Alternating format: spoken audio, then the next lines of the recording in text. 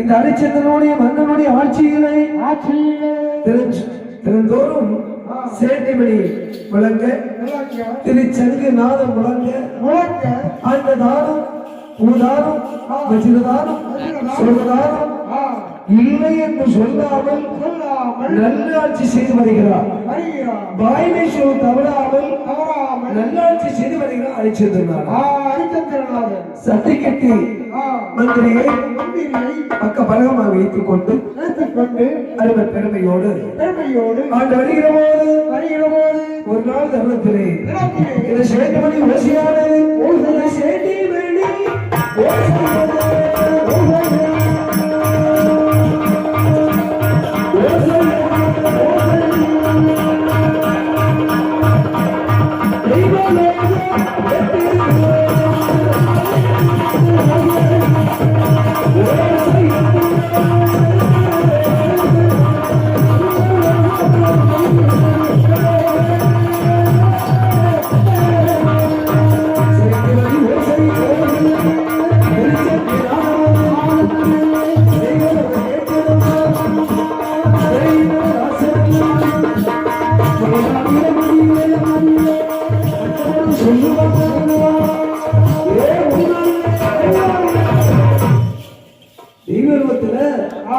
மூலகத்திலிருந்து ஒரு சேட்டுமணி ஓசை நானும் கேட்டுக்கொண்டிருக்கிறது.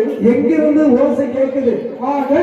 ஏன்னா ஒரு பக்கத்துல விஸ்வாமித்திர மகரிஷி கூட்டத்தார், ஒரு பக்கத்துல வதிஷ்டமணி கூட்டத்தார், அந்த கூட்டத்தார் சரி உங்க காலடி படாத இடங்களே இல்லையே? கிடையாது இல்லையா? தேவேந்திரனுக்கு சந்தேகம். ஆமா, விஸ்வாமித்திர மகரிஷி வரவழைத்து சொல்றேன், ஐயா ஐயா இது சேட்டுமணி ஓசை ஓசை திருச்சங்கினாது எங்கே கேட்கிறது? இங்கே கேட்கிறது. யாரும் பதில் சொல்லல. சரி, பதிஷ மகரிஷி சொல்ற. சொல்லுகிறார். தேவேந்திர மன்னா, அண்ணா, என்னுடைய சீடன் என்னுடைய சீடன் சீடன் பாய்மை சொல் தவறாமல் தவறாமல் அயோத்தி நாட்டிலே பாய்மை சொல் தவறாமல் நல்லாட்சி செய்து வருகிறார். வருகிறார். அது என்னுடைய சீடன். ஆமா, சீடன். இது நாள் வரைக்கும் பாயினால் யாருக்கும் இல்லை என்று ஒரு வார்த்தை சொல்வது இல்லை. அது என்னுடைய சீடன் ஐயா. சீடன் பார்த்தா விஸ்வமத்து மகரிஷியானவன். வரிஷ்ட மகரிஷியே, மகரிஷியே, நாவை அடக்கி பேசுங்கள். ஒரு மன்னன் நாட்டை ஆளக்கூடியவன் எப்படி நல்லாட்சி செய்து வர முடியும்? சரி, 1000 பொய் சொல்லியாவது ஒரு கல்யாணத்தை முடிக்க வேண்டும் என்று ஆசைப்படுவான். ஆனா உன்னுடைய சீடன் அழிச்சிருந்தோ பாகினால் என்ன என்று சொல்லாமல் எப்படி நல்லாட்சி செய்து வர முடியும்? நான் நினைத்தார் உங்களுடைய சீடன் அழிச்சதனை ஒரு பொய் அல்ல, 1000 பொய் சொல்ல வைக்க என்ன முடியும்? முடியும் ஐயா. நீங்க எனக்கு கோபத்தை சொல்றீங்க. என்னுடைய சீடனை பொய் சொல்ல வைத்து விட்டால் நான் உனக்கு அடிமை இல்லை என்றால் நீர் எனக்கு அடிமை. இந்த நாரதனை மட்டும் அவன் இங்கேயே இருந்துட்டு போட்டோம். பிடிச்ச வச்சுக்கிடுங்க. தேவேந்திர மன்னனுடைய இடத்துல அருமை பெருமையோடு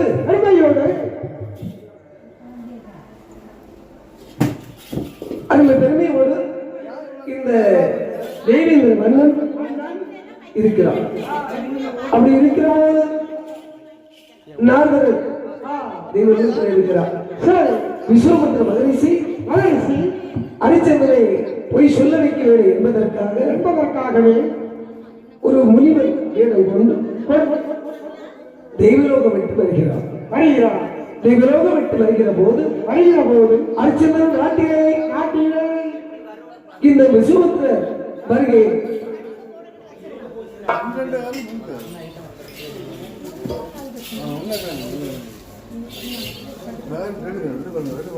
விஸ்வமித்திர மகரிஷி வருகிறார். ஹரிச்சந்திரன் நாட்டிலே வருகிற போது முனிவரோடு வரவை கண்டு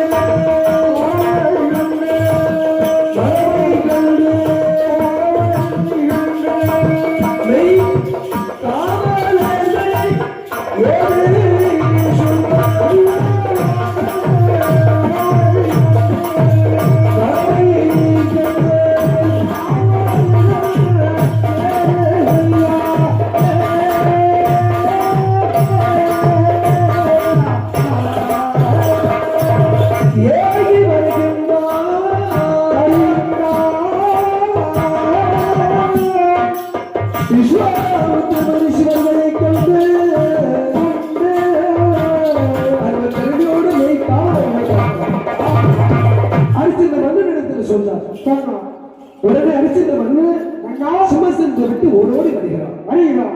விஸ்வமித்திர மகரிஷி அழைத்துக் கொண்டு சிம்மசனத்தில் அமர வைத்தான். அந்த நேரத்தில் ஹரிச்சந்திர மன்னன் கேட்கிறார், ஐயா முனிவரே, உங்களுடைய பாதம் பட்ட போது அயோத்தி நாடே செல்வ செழிப்பாய் இருக்கிறது. நீங்க வந்ததோரே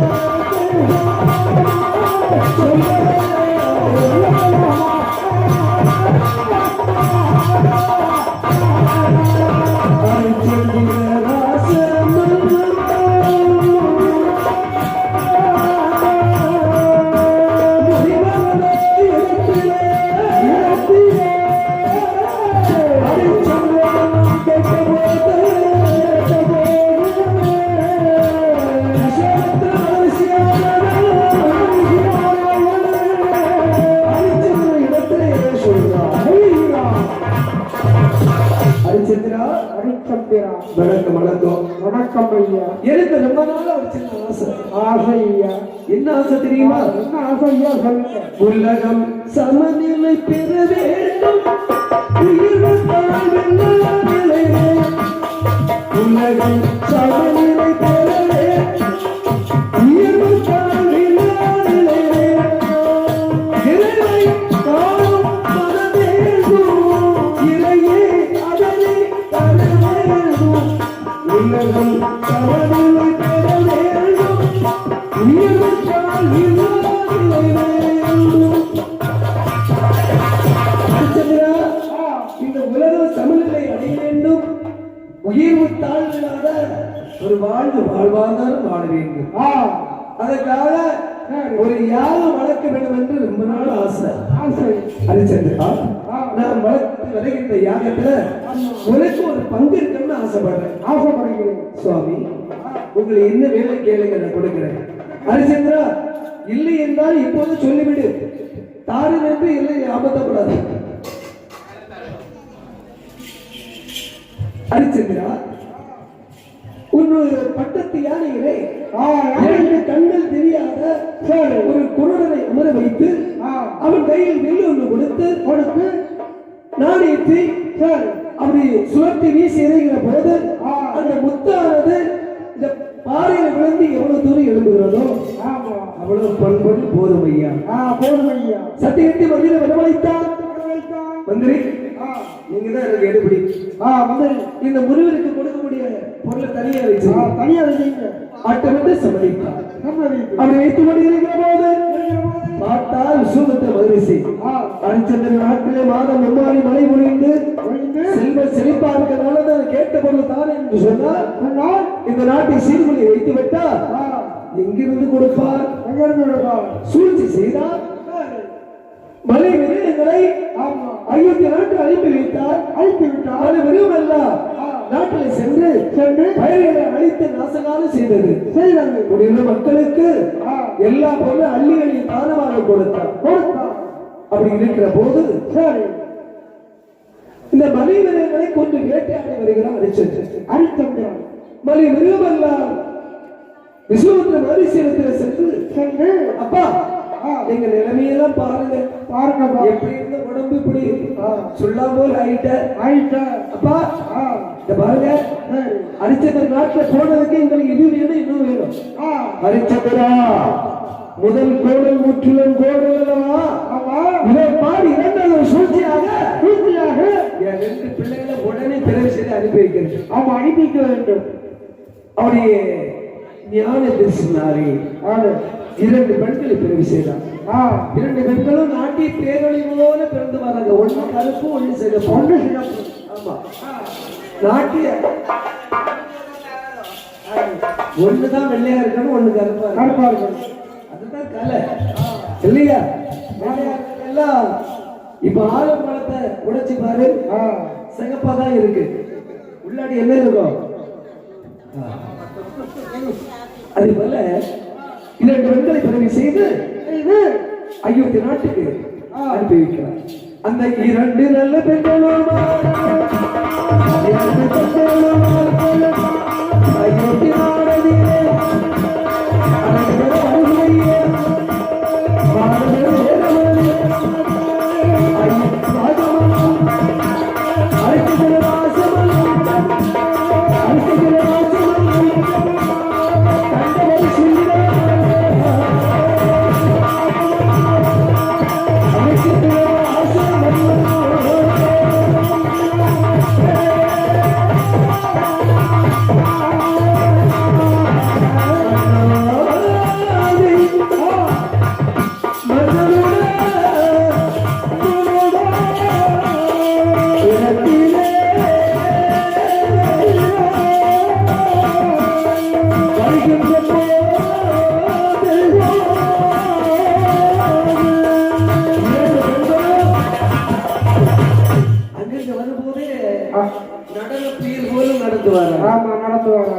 ஒரு பெண்ணு அடிக்கு ஒரு நடை நடந்து ஆதாரம் கை அப்படி கையை வீசிட்டானா இது கருப்பா இருக்கு. கருப்பு அது எப்படி வந்து தெரியுமா? குஞ்சனம் போல கை வீசுவா. கை வீசி வா.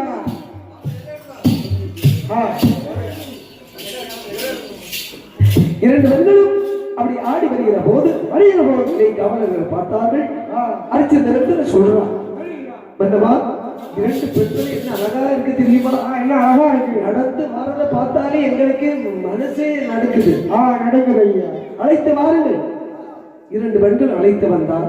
சரி பெண்களே, இதான் எங்க மன்னன் ஹரிச்சந்திரன். ஹரிச்சந்திரன். நான் சட்டை கட்டி மந்திரி. மந்திரி. சட்டை கட்டி மந்திரி. நான் இல்லைன்னு சொன்னா அவர் இல்ல. அவர் இல்ல சொன்னா நான் இல்ல. உங்க ரெண்டுக்கு என்ன வேணுமோ சொல்லுங்க. நான் மன்னன் நான் சொல்றேன். ஆமா ஐயா, நாங்க ரெண்டு பேரும் நடன புயல் நாட்டிய பேரொழிகள் எவ்வளவோ நாட்டியங்கள் ஆடி இருக்கிறோம். சரி, ஆனா இதுவரைக்கும் அரங்கு ஏற்ற செய்ததே இல்லை. எல்லாம் ஆடி இருக்கு. அரங்கேற்று இதுவரை செய்யவே இல்லை. ஒரு நாட்டிய மன்னன் நீதி, நேர்மை, கடமை, கட்டியம், கட்டுப்பாடு தவறாத ஒரு மன்னனுடைய முன்னாலதான் எங்க அரங்கேற்றத்தை செய்யணும். ரொம்ப நாள் விரதத்திலே இருக்கிறாங்க. அந்த ஆசையை நீங்க தான் தீர்த்து வைக்கணும். தீர்த்து வைக்க வேண்டும். ஆட்டத்தை சம்மதித்து இரண்டு பெண்களை ஆட வைக்கும் நாள் அந்த இரண்டு நல்ல பெண்களையும் நாட்டியங்கள்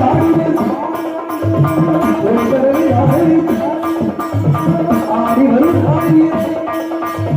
சத்தை கட்டி மந்திரி இரண்டு பெண்களையும் அவளுக்கு சொல்வார்.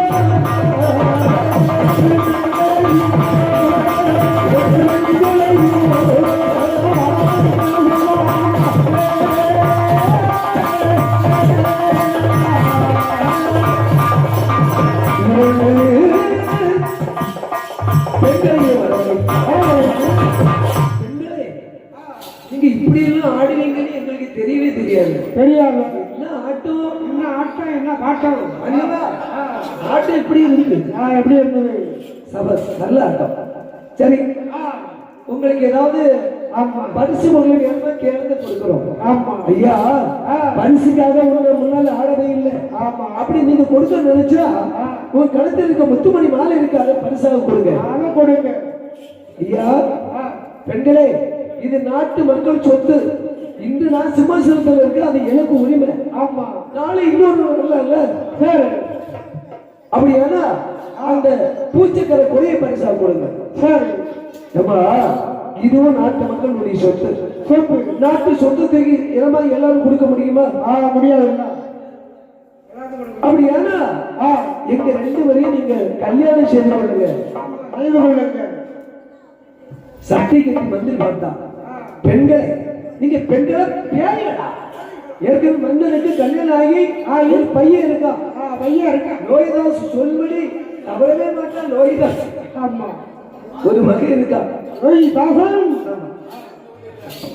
இரண்டு பெண்களையும் கழுத்தை பிடித்து வெளியிட்ட போது ஹரிச்சந்திரன் சொல்றான், நாடு, நகரம், மண்மனை, மாளிகை, கூட கோபுரங்கள் எல்லாத்தையும் இழந்தார்கள். உங்கள் இரண்டு பேரும் திருமணம் செய்து கொள்ள மாட்டேன் என்று இரண்டு பெண்கள் வருகின்றார். அந்த ஹரிச்சந்திர வார்த்தை கேட்டு, ஐயா வார்த்தை கேட்டு, வார்த்தை கேட்டு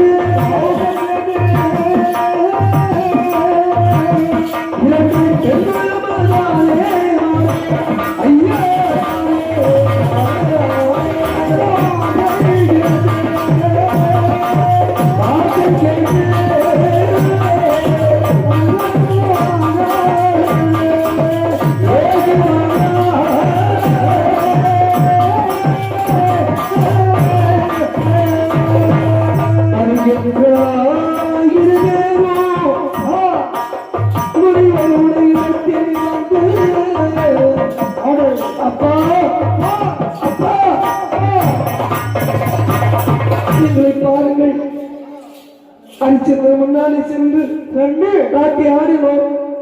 மன்னல்ல கண்டு ரசித்தார். ஆமா. எங்க ஆட்டத்தை கண்டு ரசித்த போது பரிசு வேணுமா என்று கேட்டேன்.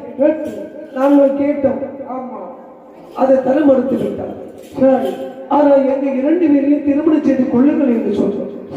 மன்னன் சொன்னதாக இருந்தாலும் நாடு நகரம் மண்மனை மாட மாளிகை கூட கோபுரம் எவை இருந்தாலும் 2 பேரும் திருமணம் செய்து கொள்ள மாட்டேன் என்று மன்னன் சொன்னார். பக்கத்தில் இருந்தான மந்திரி, அந்த சத்தியகீர்த்தி மந்திரி 2 கழுத்து பிடிச்சு வெளியே தள்ளி விட்டான். சரி. அவன் கைப்பட்ட நேரத்துல இருந்து உடம்பெல்லாம் அரைச்சுக்கிட்டே இருக்கு. ஆமா, அரைச்சுக்கிட்டே. அப்பா அவனை சும்மா விடவே கூடாது. 2 பெண்களை படித்துக் கொண்டு வருகின்றார். அந்த 2 நல்ல பெண்களையும்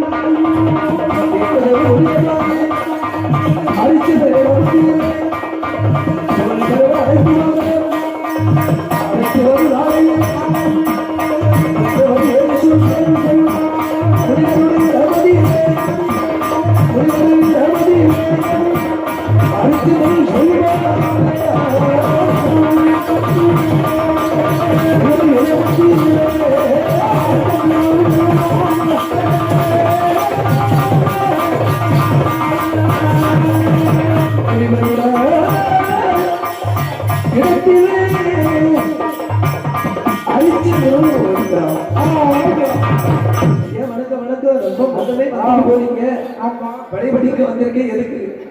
எதை வாங்குறதுக்கா? ஐயா ஐயா முனிவரே, ஹரிச்சந்திரா, என்னடா பத்தி படிச்சிருக்கிற? இந்த 2 பிள்ளைகள் யார் தெரியுமா? யார் தெரியுமா? என்னுடைய குழந்தைகள். ஆமா, என்னுடைய ஆடினார்கள். ஆட்டத்தை பார்த்தாய், ரசித்தாய், பரிசு வேணுமா என்று கேட்டதுக்கு என் பிள்ளைகள் நினைச்சது கேட்டது கொடுக்கவே இல்லை. நாடு நகர மண்மனை மாட மாளிகை கூட கௌரவம் இல்லாமல் இருந்தாலும் 4 பிள்ளைகளை நீ திருமணம் செய்து கொள்ள மாட்டேன் என்று சொன்னாய். ஹரிச்சந்திரா, நீ வாய்மை சொல் தவறாத ஒரு நல்ல மன்னனாக இருந்தா என் பிள்ளைகளுக்கு இந்த நாட்டை தாரை வார்த்து கொடு பார்க்கலாம். பார்த்தான் ஹரிச்சந்திரா. இல்லை என்று சொல்லாத வெயில் அல்லவா? 2 பெண்களுக்கும் நாட்டை தாரை வார்த்து கொடுத்தான். அந்த நேரத்தில் ஹரிச்சந்திரன் கேட்கிறான், ஐயா ஐயா போதுமா? ஹரிச்சந்திரா, பெண்களுக்கு பிள்ளைகளுக்கு நாட்டு தாரை வார்த்து கொடுத்த யாரு வளர்க்க வேண்டும் என்று உன்னுடைய இடத்துல பொன்பொருள் கேட்டேனே, அந்த பொன்பொருள் எனக்கு இப்போது தேவை இருக்கிறது. தேவை இருக்கிறது. உங்களுடைய பொன்பொருள் எல்லாம் களஞ்சியத்தில் இருக்கிறது. ஹரிச்சந்திரா, நாட்டை தாரை வார்த்து கொடுக்கிற போது எனக்கு தரக்கூடிய பொன்களஞ்சி போல மீது உள்ளதுனா பிள்ளைகளுக்கு தாரை வார்த்து கொடுத்தாயா? இத பாருங்க, எனக்கு ஒரு 41 நாள் கால அவகாசம் கொடுக்கிறேன். உங்களுக்கு வேண்டிய பொருள் நான் கொடுத்து வருகிறேன். ஹரிச்சந்திரா, ஒரு உடையும் ஒரு கத்தி தான் இருக்கணும். ஆமா, 2 கத்தி இருந்தா அது உரைக ஆகாது, கத்திகள் ஆகாது. கத்திகள் ஆகாது. இத பாரு, இது நாட்டில் ஒரு மன்னனா இருக்கும். ஆமா, என் பிள்ளைகள் இந்த நாட்டை தாழ்வாழ்ந்து கொண்டு என் பிள்ளைகள் மன்னனா இருக்கணும். நீங்க இருக்கிற வெளியே போ. பார்த்தா ஹரிச்சந்திரன் சத்தியகீர்த்தி மந்திரி வரவழைத்து சொல்றான், சத்தியகீர்த்தி, எனக்கு நீ எவ்வளவு தொட்டுங்களை சேர்ந்தாயோ அதுபோல பெண்களுக்கு 2 பேருக்கும் பக்கபலமா நீ இருக்க வேண்டும். சந்திரமதியை கடைபிடித்தார், லோகிதாசன் கடைபிடித்து அப்படி வெளியில வருகிற போது விஸ்வாமித்திர மகரிஷி உரைக்கிறார், ஹரிச்சந்திரா, நான் பின்னால வரணுமா? சுவாமி, யாரையாவது ஒருவரை அனுப்பி வையுங்கள், அவர்களுக்கு கொடுக்கப்படுகிற பொன்பொருளை கொடுத்து வருகிறேன். நட்சத்திரையை வரவழைத்து ஹரிச்சந்திரனோடு அப்படி அனுப்பி விடுறான். ஹரிச்சந்திரா தன்னுடைய மகன் மனைவியை கடைபிடித்துக் கொண்டு நாடு நகரத்தை விட்டு வெளியே வருகிற போது குடியுள்ள மக்கள் எல்லாம் கண்ணீர் மல்கிறார்கள். எல்லோருக்கும் நல்வாழ்த்து சொல்லிவிட்டு ஹரிச்சந்திரன் மன்னனானவன் நாடு நகரத்தை விட்டு வெளியில் வருகின்றார். நாடு நகரத்தை விட்டு வெளியே வருகிற போது 40 நாள் ஆகுது.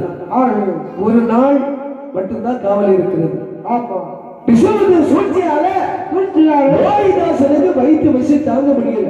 தாங்க முடியல. தாயாருக்கு வந்து சொல்றான், அம்மா ஆ. எனக்கு வயிற்று வச்சு தீர்க்கணுமே.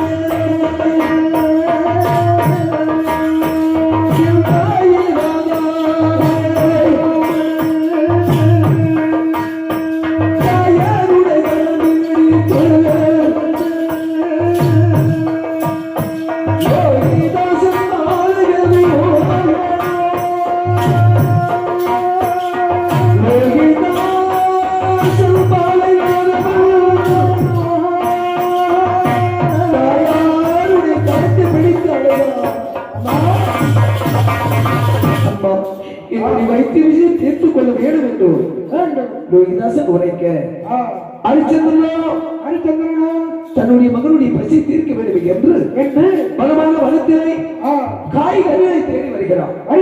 அப்போதான் தேவேந்திர மன்னன் நினைக்கிறான், இந்திராணி ஒரு நாட்டை ஆள மன்னனுடைய நிலைமை இந்த நிலைமை பார்.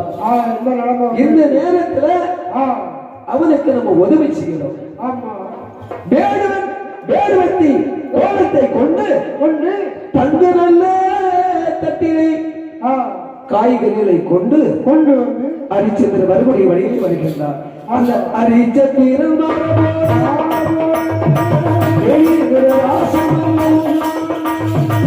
தங்க நல்ல தட்டடியை காய்கறிகள் தாண்டி கொண்டு ஹரிச்சந்திரன்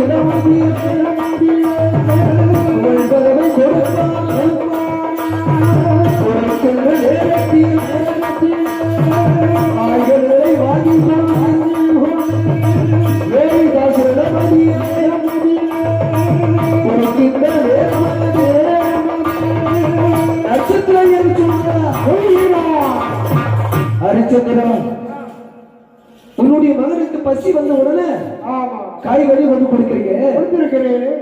எனக்கு பசி வந்து ஏற்றிருப்பா யார் கொடுப்பா?